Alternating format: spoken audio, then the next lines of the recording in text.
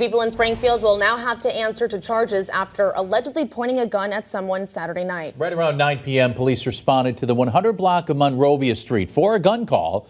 They saw 23-year-old Ray Garcia and 21-year-old Shania Sanchez of Springfield yelling on a porch, and reportedly Garcia had a firearm.